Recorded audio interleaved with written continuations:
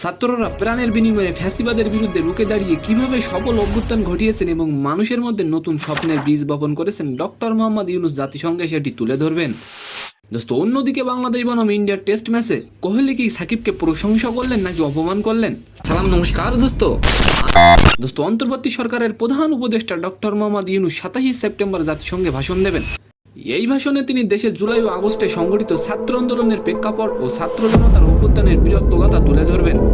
দোস্ত, ছাত্র জনতার তীব্র আন্দোলনের মুখে গত 5ই আগস্ট শেখ হাসিনা পদত্যাগ করে ভারতে পালিয়ে যান। আচ্ছা, ডক্টর মোহাম্মদ ইউনূস বাংলাদেশকে কি সমৃদ্ধ করে তুলতে পারবেন? অবশ্যই কমেন্ট করে যাবেন।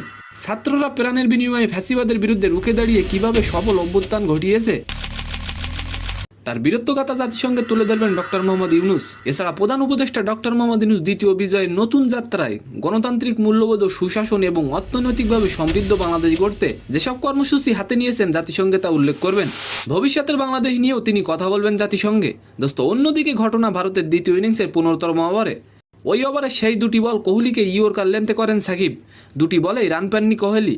পরে সাকিব আল হাসানকে ডেকে কোহলি বলেন, মালিঙ্গ হয়ে গেছে নাকি? কোহলির কথা সাকিব আল হাসান প্রথমে বুঝতে না পারলেও পরে বুঝতে পেরে সাকিব হেসে উড়িয়ে দেন।